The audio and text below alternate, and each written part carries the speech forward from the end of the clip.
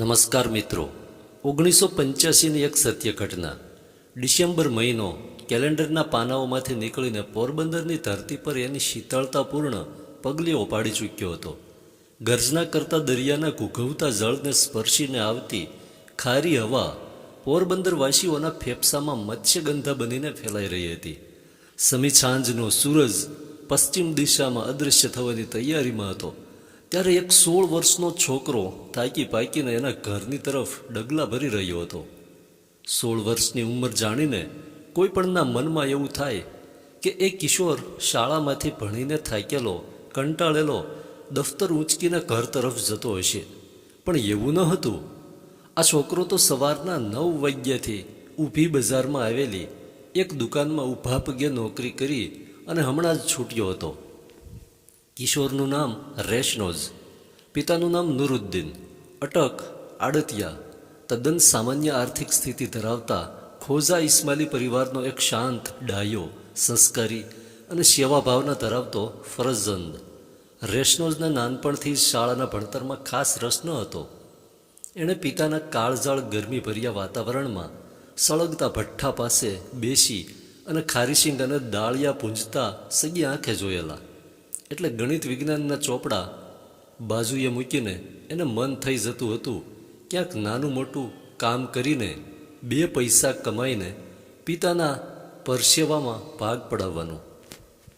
ભઠ્ઠીના આકરા તાપમાં ઠંડા પવનની એકાદ લહેરખી ફરકાવવાની તમન્ના આ 16 વર્ષના કિશોરને શાળાને બદલે માધુરી નોવેલ્ટી સ્ટોર્સની નોકરી તરફ ખેંચી ગઈ હતી.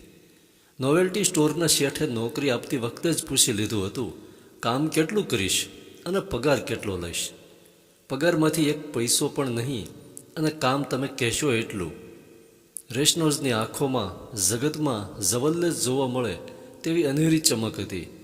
શેઠને થયું હશે, ગજબ છોકરો છે, પાગલ લાગે છે. જોઈએ તો ખરા કે કેવું કામ કરે છે. 4-5 દિવસમાં જ શેઠને સમજાઈ ગયું કે આ તો ચિથરામાં વીંટાયેલું રતન છે, ધૂળમાંથી જડી આવેલો હીરો છે. રેશનોઝની ઈમાનદારી, ખડે પગે કલાકો સુધી કામ કરવાની ધગશ, ગ્રાહકો જેમાં મોટા ભાગની બહેનો જ હોય તેમની સાથે નજર ઝુકાવીને આદરપૂર્વક વાત કરવાની તમીઝ, આ બધું શેઠને માફક આવી ગયું. લટકામાં બીજું એક પણ વ્યસન ન મળે. ચા પણ પરાણે પીવડાવે તો જ પીવે. એના ભરોસે દુકાન સોંપીને શેઠ જમવા માટે ઘરે આંટો મારી આવે તો પણ ગલ્લામાંથી 1 પાઈ પણ આડી અવળી ન થાય. મહિનો પૂરો થયો. શેઠે રેશનોઝને બોલાવીને કહ્યું, લે આ તારો પગાર, પૂરા 175 રૂપિયા છે, ગણી લે. રેશનોઝ સંકોચ પામી ગયો. પણ મેં તો પગારમાં કંઈ ન લેવાની વાત કરી હતી. મારે તો કામ શીખવું હતું. રાખી લે છોકરા, લક્ષ્મી આવતી હોય તો લઈ લેવાય, ના ન પડાય. અને આ તારા કામનો પગાર છે. જો તારી ઈમાનદારીનું મૂલ્ય આંકવા બેસું તો કુબેરનો ખજાનો પણ ટૂંકો પડે. બેટા, રાખી લે આ રકમ, તારા ઘરમાં ખપમાં આવશે. રેશનોઝે રૂપિયા રાખી લીધા. તનથી થાકેલો પણ મનથી ઉત્સાહિત એવો આ 16 વર્ષનો કિશોર ખિસ્સામાં આવડી મોટી તગડી રકમ લઈને ઘર ભણી જતો હતો ત્યાં એના કાન ચમક્યા.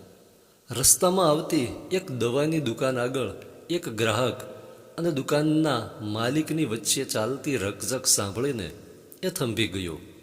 એક મોટી ઉંમરનો ભરવાડ ભાભો મેડિકલ સ્ટોરના માલિકને એની તળપદી વાણીમાં વિનવી રહ્યો હતો, પણ આટલા બધા રૂપિયા મારે ક્યાં ઝાડ માથેથી લાવવા? હું તો ગરીબ ભરવાડ છું. મારી પાસે 20 રૂપિયા જ છે. તો પછી હું દવા ન આપું? દુકાનદારે રોકડું પરખાવ્યું. કેમ ન આપો? તમે તે માણસો કે મારો એકનો એક જુવાન દીકરો મરવા પડ્યો છે. ડાક્ટરે આ દવાની ચિઠ્ઠી લખી આપી, હું લેવા આવ્યો છું ને તમે ના પાડો એ કેમ હાલે? રેશનોઝ દ્રવી ગયો. એનાથી રહેવાયું નહીં. એણે નજીક જઈ અને દુકાનદારને પૂછ્યું, ભાઈ શું વાત છે? દુકાનદાર રેશનોઝને ઓળખી ગયો. તું તો બાબુભાઈ સિંગવાળાનો દીકરો ને? જા ભાઈ જા, આમાં તારું કામ નથી. પણ મને કહો તો ખરા કે વાત ક્યાં અટકી છે? રેશનોઝ જીદ પર આવી ગયો. આ ભાભો એના દીકરા માટે દવાઓ ખરીદવા આવ્યો છે. દવાનું બિલ થાય છે 130 રૂપિયા જેટલું. ડોસા પાસે માત્ર 20 રૂપરડી છે. હું કેવી રીતે માલ આપું એને? દુકાનદારનો જવાબ સાંભળીને રેશનોઝ આઘાત પામી ગયો. જે ચીજ આ ગરીબ ડોસાના દીકરા માટે જીવન રક્ષક દવા હતી, તે જ ચીજ આ વેપારીને મન કમાણી માટેનો માલ હતી.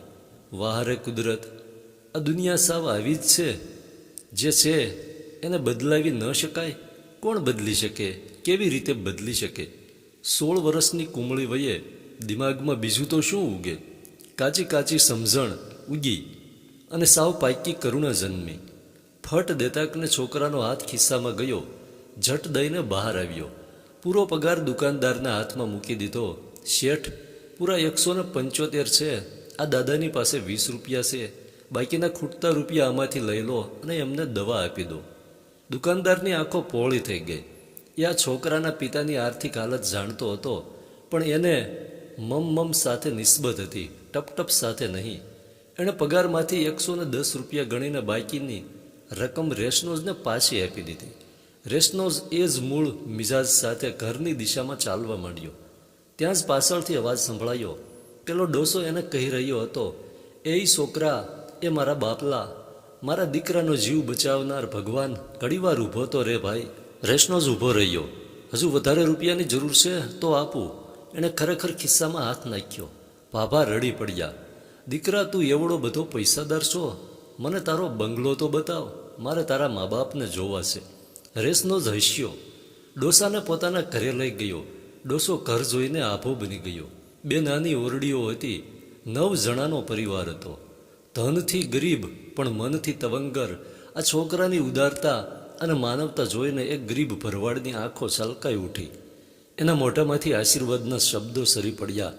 દીકરા, ભગવાન તારું ભલું કરશે. તે આજે મારા દીકરાનો જીવ બચાવ્યો છે. ભગવાન કામનો બદલો વાળી આપશે.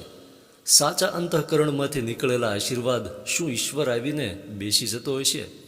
અલ્લાહની મહેરબાની વરસી જતી હશે? દુઃખી માનવીના દિલમાંથી નીકળેલી દુઆ ભવિષ્યવાણી બની જતી હશે? ગમે તે કહો, પણ રેશનોઝ નામના પોરબંદરના એક કિશોરની જિંદગીએ એ દિવસથી કરવટ બદલવા માંડી. આ ઘટના 1985ના નવેમ્બર મહિનામાં ઘટી હતી. એ પછીના ગણતરીના જ મહિનાઓ બાદ રેશનોઝના કિસ્મત આડેનું પાંદડું ખસી ગયું. ખસ્યું તો એવું ખસ્યું કે આજ દિન સુધી પાછું ક્યાંય જોવા મળ્યું નથી. રેશનોઝના એક મોટા ભાઈ વર્ષો પહેલાં પેટીયું રળવા માટે ઈસ્ટ આફ્રિકા ચાલ્યા ગયા હતા. ત્યાં કોઈકની દુકાનમાં નોકરી કરતા હતા. અચાનક એક દિવસે પોરબંદર આવી ચડ્યા. હું શાદી માટે આવ્યો છું, મારા માટે કન્યા શોધો. ઘરમાં આનંદ છવાઈ ગયો. મોટા ભાઈ શાદી કરીને દુલ્હનની સાથે પાછા પરદેશ ઉડી જતા હતા ત્યારે રેશનોઝને પણ લેતા ગયા. તારામાં કામ કરવાની ધગશ છે, ચાલ તને પણ હું નોકરી અપાવી દઉં. નોકરીમાંથી પોતાની નાનકડી દુકાન થઈ, પછી મોટી દુકાન, પછી આસમાનમાંથી ગેબી વરસાદ વરસ્યો. નામદાર આગા ખાને બતાવેલી નેકીની રાહ પર ચાલતો આ પરિવાર સમૃદ્ધિની સીડીના એક પછી એક પગથિયા ચડતો ગયો. એક દિવસ એક ધર્મગુરુએ રેશનોઝને સલાહ આપી, તારું નામ બદલી નાખ. રેશનોઝ શબ્દનો કોઈ અર્થ નીકળતો નથી. હું સૂચવું છું, તારું નામ રિઝવાન રાખી લે. બરકતના બારે મેઘ તારા માથે ખાંગા થઈને વરસી પડશે. આજે રિઝવાન આડતિયા ઈસ્ટ આફ્રિકાના ઉદ્યોગ જગતમાં સૌથી મોટું માથું અને સૌથી જાણીતું નામ ગણાય છે. મોઝામ્બિક, લુંબાસી, કોંગો ઉપરાંત બધા મળીને 11 દેશોમાં ફેલાયેલા 150 જેટલા ડિપાર્ટમેન્ટલ સ્ટોર્સના તેઓ માલિક છે. આડતિયા બંધુઓ બીજા પણ અનેક બિઝનેસ ધરાવે છે. રિઝવાનભાઈ સમૃદ્ધિના શિખર ઉપર બેઠા પછી જરૂરતમંદોને ભૂલ્યા નથી. આવા જ એક ગરીબના મુખેથી નીકળેલી દુઆએ તો તેમને આ શિખર સુધી પહોંચાડી દીધા છે. આ વાતને યાદ રાખીને તાજેતરમાં જ એમણે રિઝવાન આડતિયા ફાઉન્ડેશનની સ્થાપના કરી છે. ભારતમાં 100 ગામોને આગામી 15 વર્ષ માટે દત્તક લેવાનું જાહેર કર્યું છે. દેશના પ્રધાનમંત્રી, રાજ્યોના મુખ્યમંત્રીઓ તથા વહીવટી અધિકારીઓ સાથે મુલાકાતો કરીને 2030 સુધીમાં કરોડો રૂપિયાની સખાવતી યોજનાઓ ઘડી કાઢી છે. રિઝવાનભાઈ જેટલો વિનમ્ર ધનપતિ ગૂગલ ઉપર શોધવા જઈએ તો પણ બીજો ન જડે.